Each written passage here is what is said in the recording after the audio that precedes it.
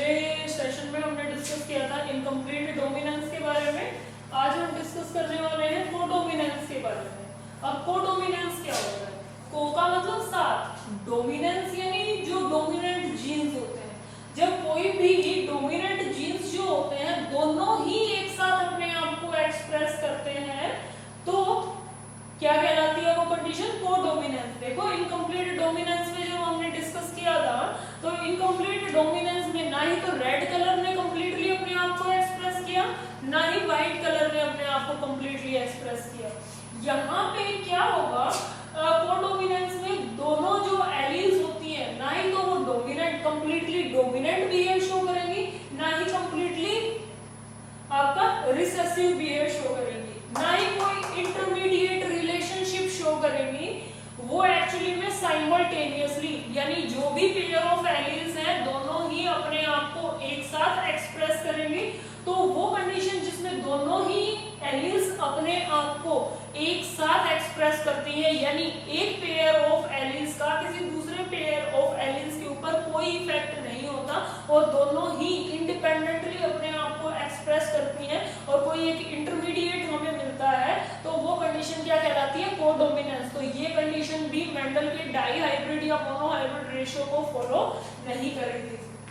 तो कोडोमिनेंस में हम एग्जांपल ले सकते हैं white cock, pure white cock which carries with a dominant genes, pure white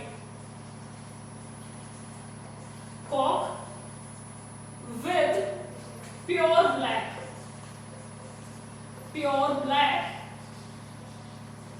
hen। तो ये पेरेंटल कॉम्बिनेशंस हो गए।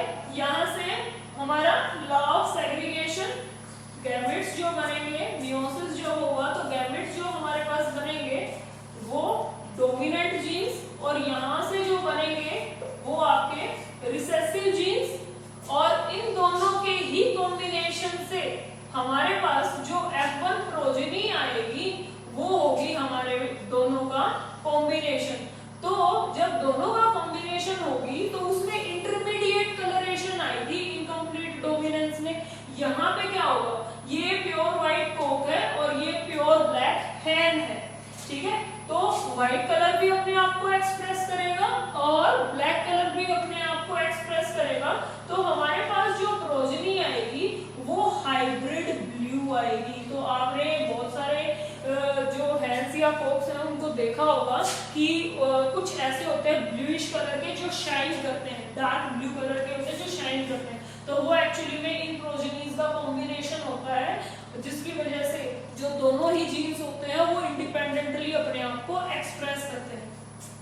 अब जब ये कंडीशन F1 जनरेशन देखी है तो हम इसका F2 कॉम्बिनेशन भी देख लेते हैं। तो यहाँ पे सेकंड पेरेंटल कॉम्बिनेशन के लिए हमें क्या करना पड़ेगा? सेल्फिंग करना पड़ेगा। तो जब हम सेल्फिंग करते हैं तो सेल्फिंग में उसके बाद गैमेट फॉर्मेशन, तो गैमेट्स यहाँ पे ये बनेंगे, यहाँ पे ये बनेंगे।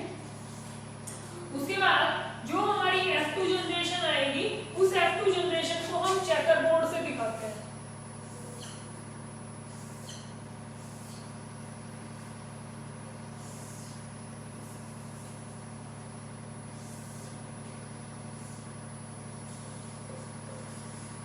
Male and female. तो the progeny will be this,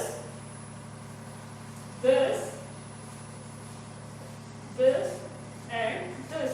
तो यहाँ पे जब कॉम्बिनेशन हमने देखा है तो it will be pure white cock, pure white, and it will be hybrid blue, it will also hybrid blue, and it will pure black। तो हमारा फिनोटिपिक रेशियो क्या होगा?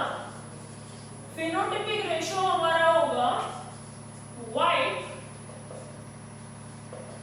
ब्लू, हाइब्रिड ब्लू भी आप लिख सकते हैं, एंड ब्लैक, यहाँ पे प्योर। तो हमारा जीनोटिपिक रेशियो क्या है यहाँ के कॉम्बिनेशन से? यहाँ के कॉम्बिनेशन से 1 और वन इज प्योर ब्लैक। तो this is the genotypic ratio.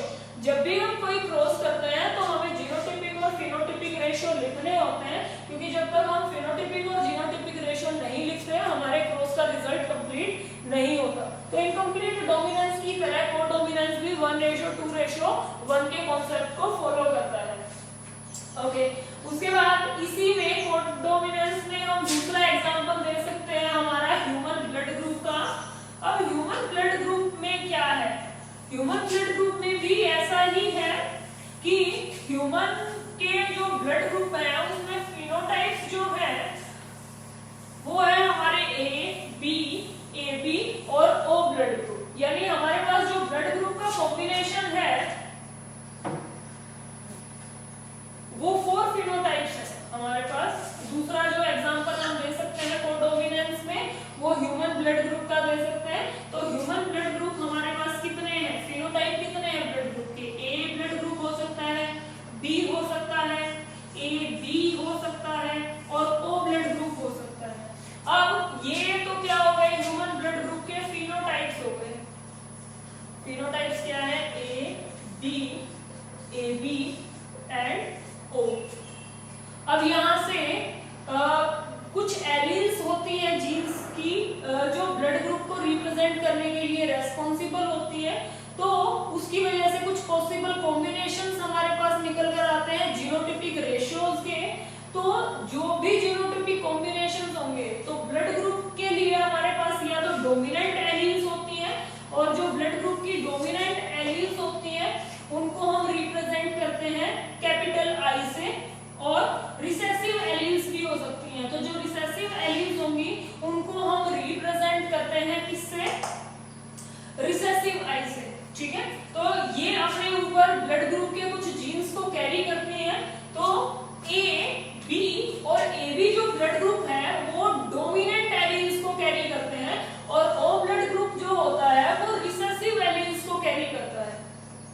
अब तो इस वजह से हमारे पास जो जीनोटिपिक कॉम्बिनेशन हो सकते हैं, जीनोटाइप जो हमारे पास निकल कर आएंगे ह्यूमन ब्लड ग्रुप के लिए, वो क्या क्या हो सकते हैं, यानी कितने जीनोटाइप पॉसिबल है ह्यूमन ब्लड ग्रुप में, वो देखते हैं। ये हमारे पास कोई भी पेरेंट ए है, ये पेरेंट ए, ये parent B, and this may be the combination, यानी जीनोटाइप क्या होगा। ठीक है, तो कोई भी पेरेंट है, मान लो कोई भी पेरेंट है ए जिसका ब्लड ग्रुप ए है, दूसरा पेरेंट बी जिसका ब्लड ग्रुप ए हो सकता है। तो अगर दोनों ही पेरेंट्स ए ब्लड ग्रुप की एलील्स को कैरी कर रहे हैं तो हमारे पास जो जीनोटाइप निकल कर आएगा वो ये आएगा। तो इसका मतलब ब्लड ग्रुप क्या होगा, ब्लड ग्रुप क्या होगा, यहाँ पे ए ब्लड ग्रुप होगा। हो सकता है कोई भी एक पेरेंट हो जो ए एलील को कैरी कर रहा हो और दूसरा जो पेरेंट है वो आई एलील को कैरी कर रहा हो। तो पॉसिबल जो कॉम्बिनेशन यानी जीनोटाइप हमारे पास निकल कर आएगा वो कुछ ये आएगा। तो इसका मतलब क्योंकि ये रिसेसिव एलील है तो ब्लड ग्रुप जो होगा वो ए होगा। अब बी ब्लड ग्रुप के लिए देख लेते हैं। मान लो दोनों पेरेंट्स ऐसे हैं जो दोनों ही बी एलील को कैरी कर रहे हैं, तो यहाँ पे जीनोटाइप पॉसिबल क्या होगा, I B and the blood group will be B. अगर दूसरा कॉम्बिनेशन हमारे पास है, कोई भी एक पेरेंट है जो बी एलील को कैरी कर रहा है और कोई एक जो है वो रिसेसिव एलील को कैरी कर रहा है, तो हमारे पास जो पॉसिबल ब्लड ग्रुप होगा वो भी बी ही होगा, क्योंकि रिसेसिव एलील अपने आप को एक्सप्रेस नहीं कर रहा है। ये जरूरी नहीं है कि हमेशा यही पेरेंट आई एलील को कैरी करेगा, ये पेरेंट भी कर सकता है, आप इसका अपोजिट भी लिख सकते हैं यहाँ पे। उसके बाद हो सकता है कि कोई भी एक पेरेंट है जो ए एलील को कैरी कर रहा है और कोई दूसरा जो पेरेंट है वो बी एलील को कैरी कर रहा है, तो हमारे पास जो पॉसिबल जीनोटाइप होगा वो क्या होगा, आई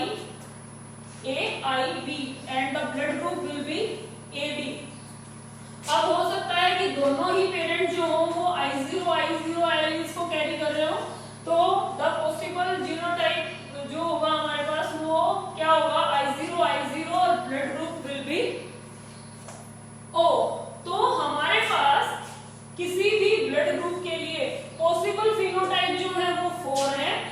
जीनोटाइप जो है वो कितने हो सकते हैं? 1 2 3 4 5 6 कितने हो सकते हैं जीनोटाइप?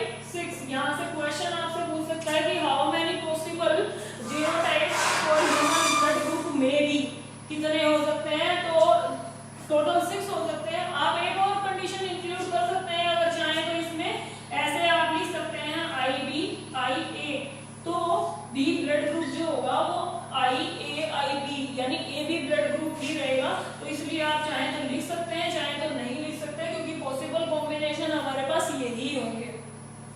तो पॉसिबल जीनोटाइप जो हमारे पास निकल कर आएंगे वो टोटल 6 होंगे।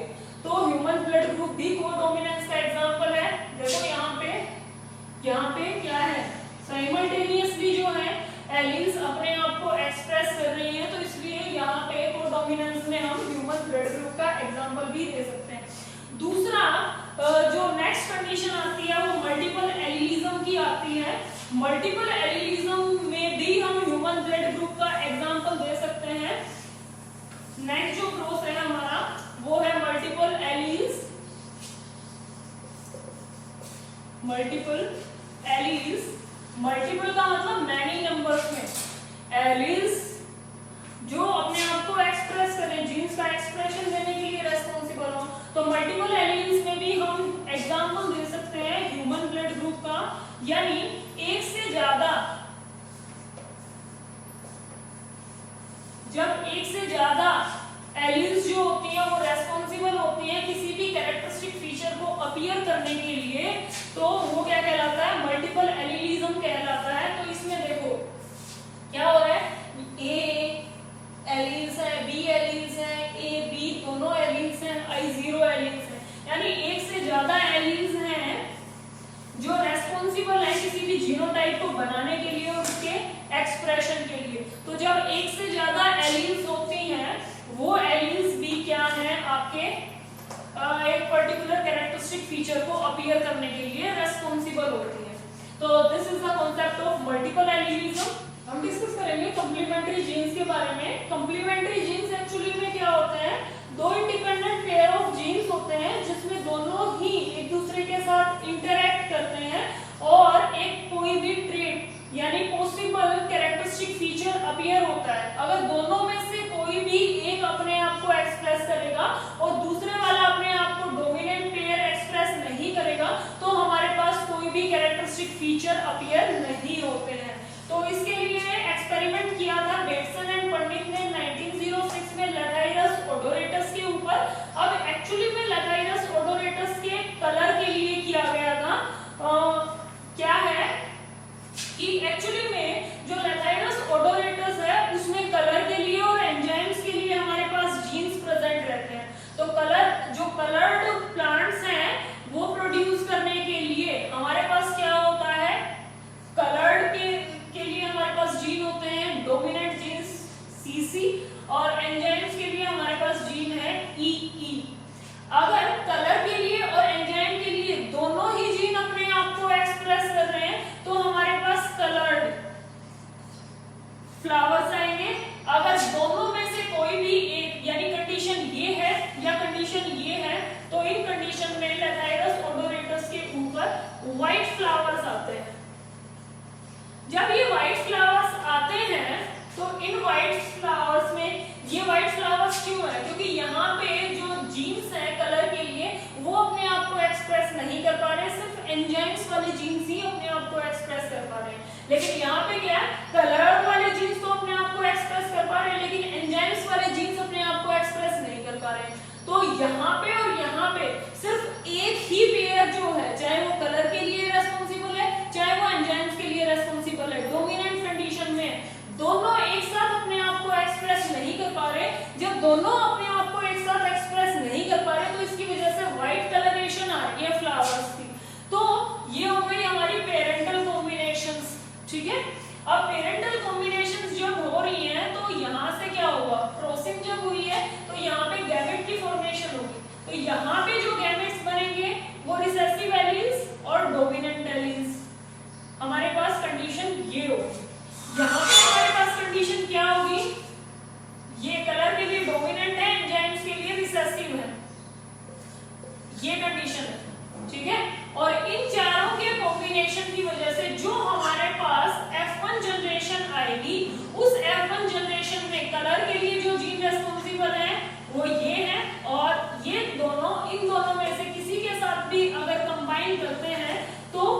P1 जनरेशन में हमारे पास ये कॉम्बिनेशन निकल के आता है। अब यहाँ पे जब ये कॉम्बिनेशन निकल के आया तो हमें यहाँ पे हाइब्रिड कंडीशन में मिला एक कलर को रिप्रेजेंट करने वाला जीन और एक एंजाइम्स को रिप्रेजेंट करने वाला जीन। तो यानी यहाँ पे कलर के जो जीन्स हैं वो भी अपने आप को एक्सप्रेस कर पाएंगे और जो एंजाइम्स के जीन हैं वो भी अपने आप को एक्सप्रेस कर पाएंगे। जब ऐसी कंडीशन होगी तो जो फ्लावर होंगे वो व्हाइट ना होके कैसे कलर के हो जाएंगे, पर्पल कलर के हो जाएंगे। ठीक है, अब हमें इसकी निकालनी है F2 जनरेशन ताकि हमें एक्चुअली में पता चले कि एक्चुअल कॉम्बिनेशन क्या होगा। तो F2 जनरेशन के लिए हम क्या करेंगे, सेल्फिंग करेंगे। F2 जनरेशन के लिए हम सेल्फिंग करेंगे तो पेरेंटल कॉम्बिनेशन हमारे पास क्या होंगे, पेरेंटल कॉम्बिनेशन हमारे पास ये होंगे। ठीक है, तो यहां से हमारे पास कॉम्बिनेशन क्या क्या हो सकते हैं, कॉम्बिनेशन हमारे पास सेम टू सेम वही होंगे। दोनों डोमिनेंट एलील्स हो सकती हैं, एक डोमिनेंट और एक रिसेसिव हो सकती है और दोनों ही रिसेसिव हो सकते हैं। यहां से भी सेम टू सेम रहेगा। अब हम चेकर बोर्ड बना लेते हैं ताकि हमें आइडिया हो जाए कि एक्चुअली में पॉसिबल कॉम्बिनेशन क्या होगा।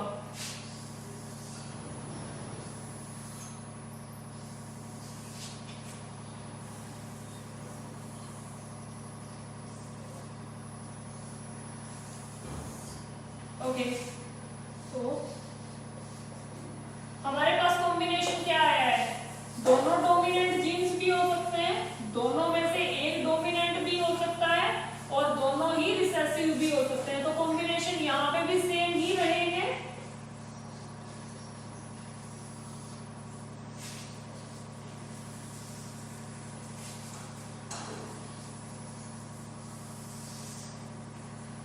तो यहाँ के कॉम्बिनेशन से हमारे पास क्या आएगा, यहाँ के कॉम्बिनेशन जब यहाँ पे क्रॉसिंग होगी तो हमारे पास चारों ही डोमिनेंट जीन्स आए। यहां से क्या है,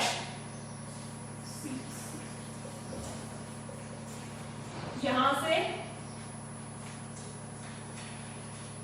और यहां से यहां पे, यहां से यहां से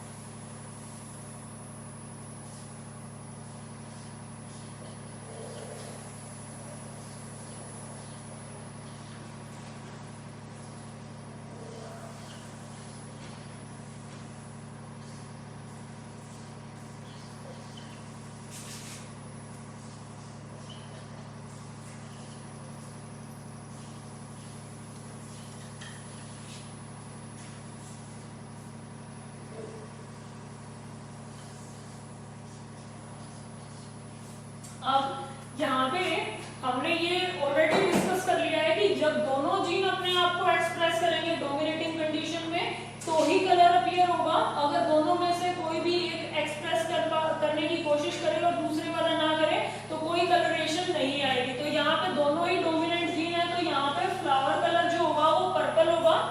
यहाँ पे भी डोमिनेंट जीन भी है, यहाँ पे भी डोमिनेंट जीन है तो फ्लावर कलर जो होगा वो पर्पल होगा। यहाँ पे भी ऐसा ही होगा और यहाँ पे भी ऐसा ही होगा। यहाँ पे भी, यहाँ पे क्या है, कलर वाले जीन रिसेसिव कंडीशन में है और एंजाइम्स वाले डोमिनेटिंग में है तो एक के एक्सप्रेशन की वजह से दूसरा एक्सप्रेस नहीं कर पाएगा तो व्हाइट फ्लावर होंगे, यहाँ पे पर्पल होंगे और यहाँ पे आपके व्हाइट होंगे। यहाँ पे भी ऐसा ही होगा, पर्पल होंगे, यहाँ पे भी पर्पल होंगे, यहाँ पे व्हाइट होंगे, यहाँ पे भी व्हाइट होंगे, यहाँ पे purple purple white and white.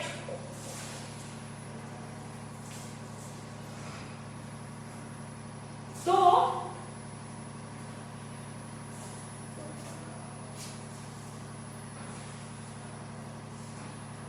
हमारा पॉसिबल जो जीनोटिपिक और फिनोटिपिक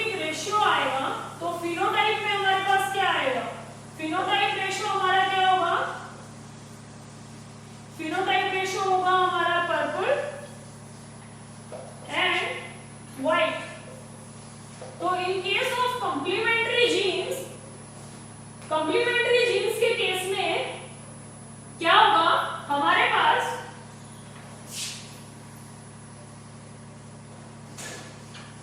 कॉम्प्लीमेंट्री जीन्स में हमारे पास जो रेशियो आएगा जीनोटिपिक रेशियो, उस जीनोटिपिक रेशियो के अंदर हमारे 9 पर्पल फ्लावर्स होंगे और 7 जो कॉम्बिनेशन होगा वो व्हाइट फ्लावर्स का होगा। तो 1 2 3 4 5 6 7 8 and 9, so 9 will be purple and 7 will be white. So this is actually the concept of complementary genes. complement का मतलब क्या होता है, जब कोई भी एक अपने आप को एक्सप्रेस कर रहा है और उसके साइमल्टेनियसली कोई दूसरा भी अपने आप को उसके साथ एक्सप्रेस करने की कोशिश करे, यानी उसको कंप्लीमेंट करे। तो यहाँ पे क्या हुआ, जो कलर के लिए जीन्स रेस्पॉन्सिबल थे, तो ये क्या हो गया, ये रॉ मटेरियल हो गया कलर के लिए, ठीक है। और दूसरा ई है, ये क्या हो गया, ये रॉ मटेरियल